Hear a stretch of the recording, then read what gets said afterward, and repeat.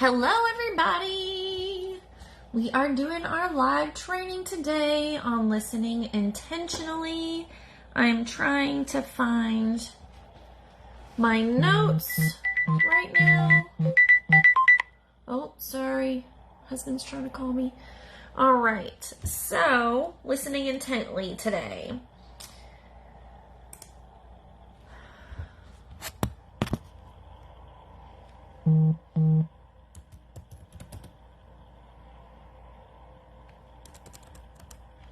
Okay.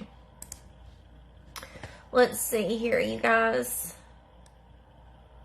I did a training with Miss Dale Eclauer, I think is how you say her last name. I'm going to post that later today. I'm going to post it both here and I'm going to post it. How about that's it? And I'm going to post it on YouTube, which I just now started the whole YouTube thing, and I'm interested to see how that goes. I don't know how I feel about YouTube just yet. Okay, so we're going to talk about listening intentionally today. I can't seem to find my big document on it, so I'm going to go through and use my last notes on my training I did last time. So the training that I did for Miss Dale was all about how to promote connection with your teen by using something called the bucket theory, which is, it sounds silly, but essentially what it means is you have got all humans, not just kids, but all humans have two buckets, an intention bucket and a power bucket, and I kind of explain that and what exactly it means and how you can use that to your advantage if you've got a teenager. So I will post that sometime after we do this today. I was doing her training and then I was doing this one, and so we've had a lot of things going on this morning around here. I hope you guys are doing well. If you're here, if you'll give me a heart or a thumbs up or a something so I know that you're here. I think I can see some of you scrolling that you're here, but I can't really see anything else. I wonder if I can turn the chat on. Oh, no. I don't do that. Okay, I better not mess with it. Okay, so we're going to dive right in today. I'm going to try not to take up too much of your time. I have been taking up about 20 minutes or 30 sometimes with these lives, so I'm trying today to kind of whittle it down just a little bit so we can have a training that's a little bit more short and sweet. So I went through and posted a little reel so you guys can kind of have some tidbits from this training if you want to go back and kind of refresh and remind yourself what exactly is in that, what exactly intentional listening entails. You can always kind of go back to that so you don't have to go through and listen to this whole training again. But if you are a note taker, I would encourage you to take notes, whatever it is that you need to do.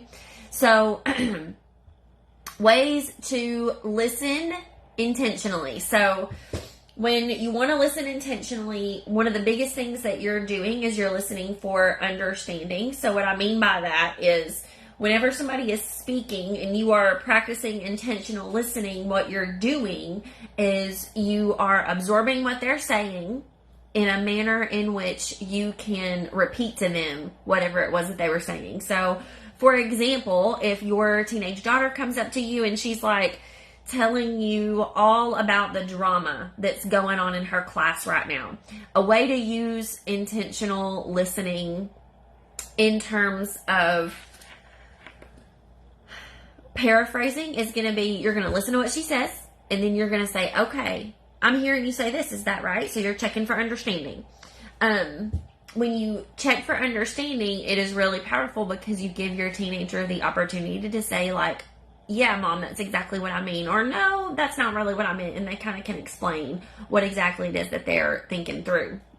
So intentional listening can be really difficult sometimes because a lot of the time we can get kind of distracted, or our teenager might be talking about something that we don't necessarily care about or know that whole lot about. So if that happens, I would really encourage you to ask questions. So part of listening intentionally is, yes, we want to listen, obviously. We want to be quiet and we want to absorb whatever it is that kiddo is telling us. And we want to garner as much information from them as we possibly can. We also, though, if we aren't understanding, we want to clarify. We want to ask questions. So if your kid is spilling the tea about what's going on in her class and you're like, wait just a second, I don't think I understand what's going on. Ask them, be like, now do you mean this? And you paraphrase what they just said and you ask for understanding. Like, is that right? And they'll tell you yes or no. Also, it's kind of difficult with kids, but you want to try, with kids, especially teens, you want to try not to interrupt if at all possible. You want to give them the space to finish a thought before you go through and you say like, hey, you're asking a question, you're working on understanding, or you're repeating whatever it is that you think that they're saying. So paraphrasing is appropriate, but you're not going to interrupt them with your paraphrasing. So if they're just yakking, talking, wait till you have a natural pause in the conversation, or if you've got a thought and it's something that you really feel like is relevant and you need to know right now, you can ask them like, can I interrupt you for just a second? I'm confused. That's fine, but you need to ask. Because they might answer your question later. And that's something that we tell kids all the time. Like, if you'll just listen to me, I might answer your question. So we don't want to interrupt. We want to repeat and clarify and make sure that we're understanding by paraphrasing. We also want to use our bodies to communicate that we are listening. So there's lots of different ways that people communicate that they are listening. The crisscross applesauce, like real still and quiet and like intentionally like this with little kids.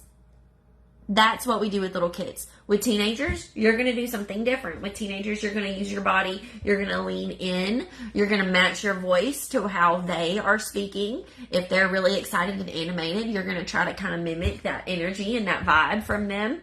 And you want to, if your kid is a kid that you know responds well to touch and they're upset, again, we want to use your body to convey that you're listening intentionally. So if you know that like your kid likes hugs or they like you to hold their hand or whatever it is, you want to convey to your kid ultimately that not only am I listening to you, but I'm here with you if you need me and I want to help.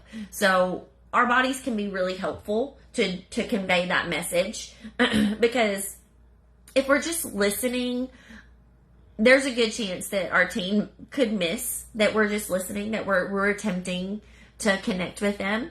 But when we use our body, it is a whole lot easier for us to go, for them to see like, oh wow, like my mom is really invested in hearing what I'm saying right now. She's looking at me. She's matching my voice when she's talking back to me, those are all obviously not necessarily conscious thoughts, but those are all things that are going to really reinforce that connection that you have with your teenager.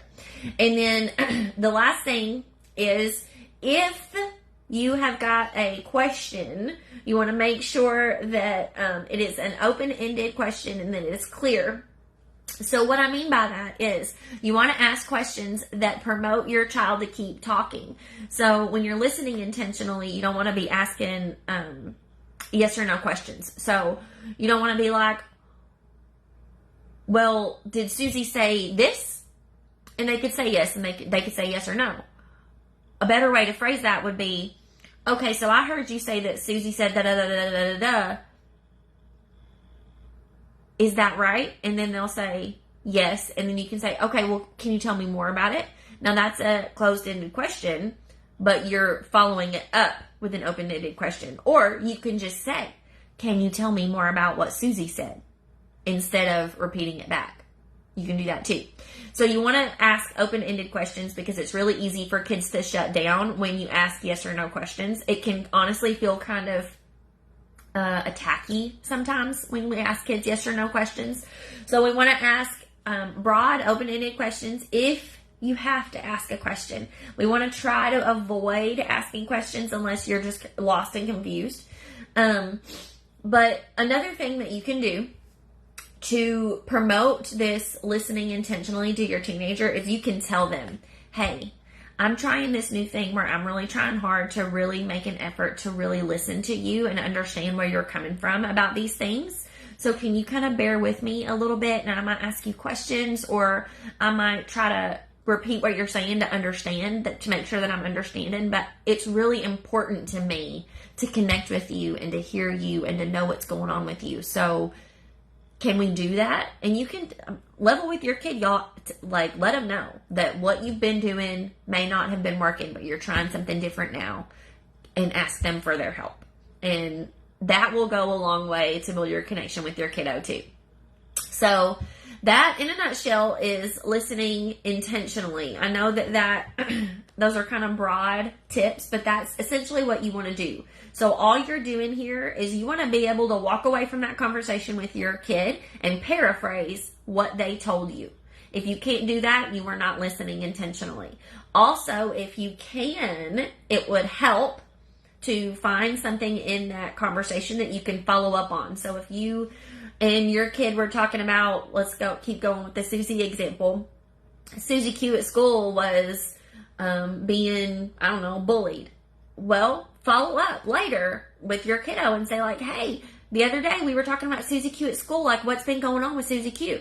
So keep that conversation going, and whenever you learn about these new things, follow up with that kiddo and let them know that you remember and that you care. I know that can be hard and that can be difficult. So something that I really encourage all of my parents to do is spend at least like 10 or 15 minutes a day, just you and your kid, just talking about life, about how things are going, about their friends, their grades, their whatever. But you need to make space for them to be able to do these things with you. That way they'll come to you with the big things.